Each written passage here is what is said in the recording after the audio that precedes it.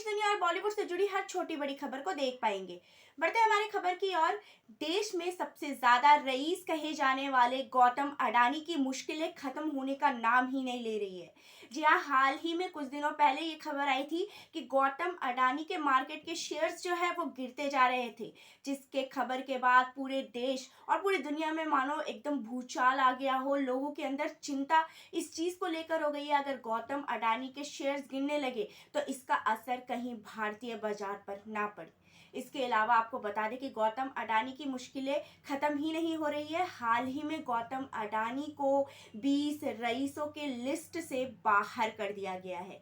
जी हाँ, दुनिया के सबसे बड़े रईस कहे जाने वाले जो लिस्ट जारी होते हैं उसमें 20 लोगों की लिस्ट से भी गौतम अडानी जो है वो बाहर हो चुके हैं। इसके अलावा आपको बता दूं, अब ये मुद्दा राजनीतिक भी होता जा रहा है, क्योंकि कल बजट सत्र में लोकसभा राज्यसभा में इसको लेकर विपक्षियों ने बहुत हंगामा मचाया, जिसके बाद जो सदन था वो स्थगित कर दिया गया 2 बजे तक।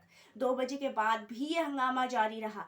आखिर गौतम अडानी के शेयर्स क्यों गिरते जा रहे हैं, आखिर क्या वजह है और मार्केट पर इसका क्या असर पड़ेगा, आइए आपको बताते हैं विस्तार पूर्वक एक फाइल के जरिए। अडानी इंटरप्राइजेज लिमिटेड ने 1 फरवरी को अपने 20,000 करोड़ रुपए के फॉलो ऑन पब्लिक ऑफर को रद्द कर दिया। इसे वापस लेने और निवेशकों को पैसे लौटाने के वजह हिंडनबर्ग की वह रिपोर्ट मानी जा रही है, जिसकी वजह से अडानी ग्रुप की कई कंपनियों के शेयरों में भारी गिरावट देखी गई। कंपनी ने कहा कि कंपनी अपने एफपीओ के हिस्से के रूप में प्राप्त आय को वापस कर देगी, जिसे 31 जनवरी को कॉर्पोरेट्स और विदेशी निवेशकों द्वारा बड़े पैमाने पर समर्थन दिया गया था।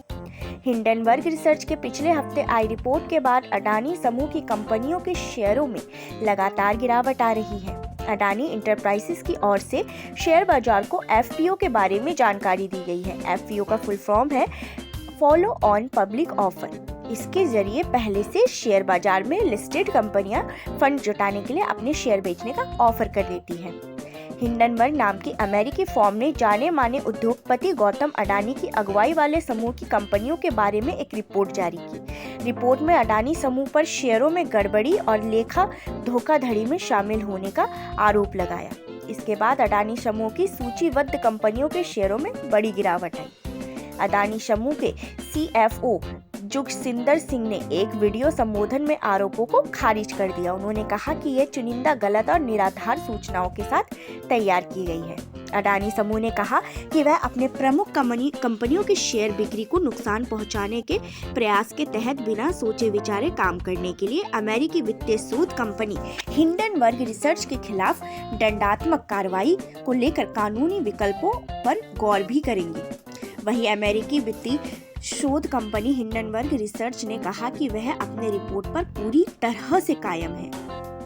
अडानी समूह ने हिंडनबर्ग के आरोपों को भारत, इसकी संस्थाओं, देश के विकास की गाथा और इसके महत्वाकांक्षाओं पर एक सुनियोजित हमला करार दिया है। कंपनी ने कहा कि हिंडनबर्ग रिपोर्ट ने ना तो स्वतंत्र वस्तुनिष्ठ है और न ही गहरे शोध के बाद तैयार की गई है। सभी आरोप झूठ के सिवा और कुछ नहीं है। 413 पन्नों के जवाब में अडानी समूह ने रिपोर्ट में उठाए गए सभी 88 सवालों का जवाब भी दे दिया है। अडानी समूह को एक और तगड़ा झटका और शेयरों में भारी गिरावट जारी रही। गौतम अडानी की संपत्ति $8.5 बिलियन की कमी के साथ $82.2 बिलियन तक पहुंच गई। हिंडनबर्ग रिपोर्ट आने से पहले गौतम अडानी की संपत्ति $120 अरब थी। उस आधार पर अडानी की संपत्ति $45 अरब अब घट चुकी है।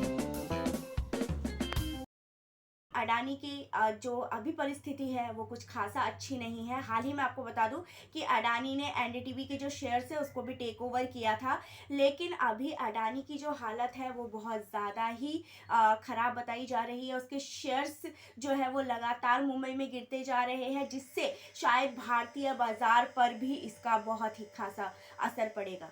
इसके अलावा आपको हमारा ये सेगमेंट कैसा लगा हमें कमेंट बॉक्स में कमेंट करके ज़रूर बताइएगा। धन्यवाद।